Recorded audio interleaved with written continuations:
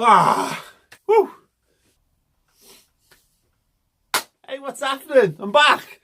International football's just... I got Spider-Man for the PS4. I played that. It's amazing. It's amazing. You can do whatever a spider can. Yeah. Anyway, I'm here to talk about Liverpool's fixture list of death, doom, destruction, devastation, double-ended dildos to the dong. It was a theme, alliteration. I'm a big fan.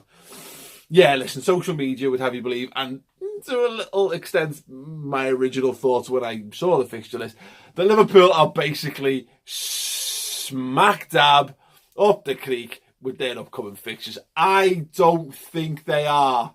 Well, no, wait. I don't think that they're going to lose. No, that's not right either. I think it's going to be good fun, and I'm going to explain why in a second. But first, yes, sponsorships. Cha-ching! OneFootball are sponsoring these videos at the moment. It's an amazing app. You can go and check it out. Look, I've got Liverpool obviously followed. Obviously. But what's really cool is, aside from the fact that you can't really see that because there you go, it's got things like where's the upcoming fixture and what have you, but also it's got like latest news articles and stuff that keeps you up to date with what's happening in the world of the mighty Reds, in between obviously watching the videos that I do and the videos that we do on the Redmen TV. But I get notifications a lot of this time. This informs the stuff that we talk about. So if you want to get ahead of things and know what I'm likely to be talking about, get the OneFootball app. And as I say, it's got stats, tactics, lineups and all that kind of stuff that you need. Everything you need around footy, and obviously every football club, but more importantly, Liverpool. Yeah? Yeah. Click the link below in the video info. Let them know how you're getting on with it. Let me know how you're getting on with it in the comments below and all that good stuff. Anyway, so yeah, panic stations, because Liverpool have got Tottenham Hotspur away, PSG at home, Southampton at home. Then it gets interesting. Chelsea in the League Cup at home, Chelsea away from home, Napoli away from home in the Champions League, and then we've got Man City. And people are going... Well, actually, no one's really doing that, to be fair. But I think people would like us to be doing that. I think the people who run those wonderful trolling football accounts that we all love so much on football Twitter, they're all run by basically sociopaths. If Patrick Bateman was a real person, and instead of murdering prostitutes, he did another job of having working on Wall Street as well, he'd probably murder prostitutes and own a trolling football Twitter account. It's just how it'd be in this modern world. His business card would still be bone, though. Yeah, because it's a tasteful way to do things. I think we're being expected to panic, and I think a lot of that is based on the thing that I think people think that maybe people still think that Liverpool are a bit crap, or maybe it's a flash in a pan or whatever. And listen, they might be right. That's the kind of thing that keeps us all awake at night when we really, really think about it. What if it is just the kind of thing that's just ephemeral, and it's something that's going to blow away at the slightest possible gust of difficulty, a difficult gust. But in reality, Liverpool are been pretty good at football, and the thing is, look, PSG, the multi-bazillionaires PSG, and they've got everyone's new favourite player in the world, and Mbappe, he's class and he's dead fast, amazing. Edinson Cavani, world-class centre-forward, and Neymar, the heir apparent to the greatest player in the world throne that will be vacated eventually by Ronaldo and Messi.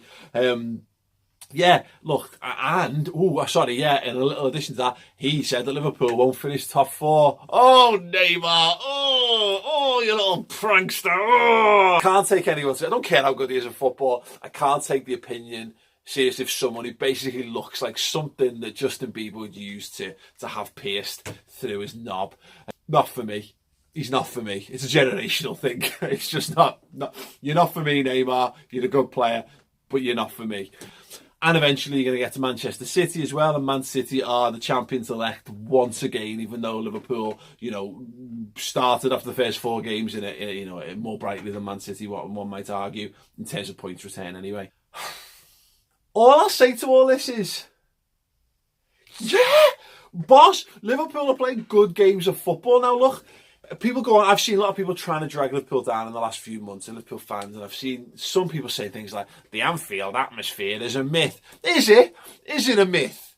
Is it a myth? Is it something that exists in mythology, like dragons? Is it? Is Anfield's atmosphere like a dragon? So what you're effectively saying is in the big Champions League games last season against Manchester City, for example, Roma, for example, effectively what we saw swooping down Anfield Road and smashing into Man City's bus was a fucking dragon. Yeah, absolutely. Spot on. Anfield atmosphere is a myth. Now, I'm not going to sit here and say it's amazing for every game, because it's not. Name me a football ground that has an amazing atmosphere for every single game. And you know what I'll do? I won't even be like, oh, right. I'll be like, no. Get in. Fucking amazing. Brilliant for them for having that. I would love us to have an amazing atmosphere for 38 Premier League games, which would be impossible, because I've said that out loud, and we don't play 38 games at Anfield for a start. But you get my point. The point is, Sam, a lot of this is just people trying to drag Liverpool down, and that's fine. That's what banter is, isn't it? Football banter, football Twitter banter, football Twitter banter. Nonsense as far as I'm concerned. Clearly, Liverpool's Anfield atmosphere is not a myth. It's just something that we save for special occasions, which is more than can be said for the vast majority of football clubs at the top end of the Premier League, let's say the top six. And that's the thing. I would rather have this run of fixtures any day of the week than, I mean, look, and most of the teams that I genuinely dislike in the Premier League no longer play in the Premier League. Hi Stoke, hi West Brom. And it's fine, and it is part and parcel of the Premier League and the glory that is the Premier League, but really, nah. Think about it. Think about all the teams that you go and you get a FIFA or a Pro Evo or a Football Manager. You want to be the good teams. You want to play the good teams. You want to see the best players in the world with your own eyes. And if you don't want to, you're a fucking weirdo, and you're basically doing everything wrong in your entire life. I know that sounds like a blanket generalization, but whatever. It's probably correct. You're a weirdo. Deal with it. I want to see Neymar come to Anfield. I want to see how he handles the Anfield atmosphere. I want to see his skills, and I want to see his tricks and his flicks and his crap hair up close. Because why not? Because I remember, and most of you will probably remember, whether you're a Liverpool fan or not, a spell in your club's life where you're just a bit crap or you're at your lowest ebb. Yeah, I've had that for 8 years. I went to see Liverpool play FK Rabbit Nicky in a Europa League qualifier, not even a Europa League game. I think that was a qualifier. I think Joe Cole might have taken a free kick or a penalty and maybe even missed it. Even if it wasn't that game, we played some terrible games. Even in the Champions League run, the last time before last, ludicrous. The point is, Liverpool have been pretty terrible by their own high standards from their 125-year history in the final, in the most recent 8 years. And in that spell, we have missed a generation of the best footballers. I've missed seeing Ronaldo in his pomp. I've missed seeing Messi in his pomp. We got them when they were kids. Ronaldo was always, by and large, pretty terrible against Liverpool when he played for Man United. He was handled quite well. Alvaro Arbeloa, remember him? Pocketed a very young Leo Messi in the new camp back in 2007.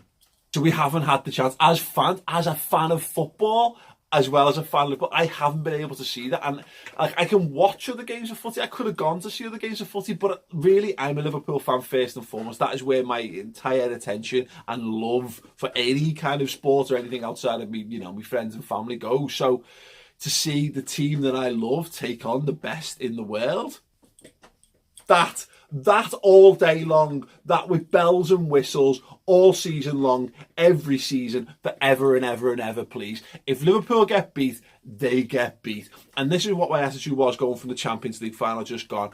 And people might say, well, silverware is the most important thing. Yeah, you know what? As a football club, as a football player, silverware is massively important because you get a very limited shelf life. You get a very limited spell at the top of football, and you want to be able to show your grandkids things, or you want to have something you can sell off for a bit of dough when your drug and drink addiction becomes whatever you want to do, whatever you want to do. But as a fan, it's about the experience, because we don't go anywhere. We've got to put up with this, whether it's shit or whether it's amazing. And the silver is great because you get the open top bus tour and you get that celebration and you get a little bit maybe to rub your mates' noses in, that kind of stuff.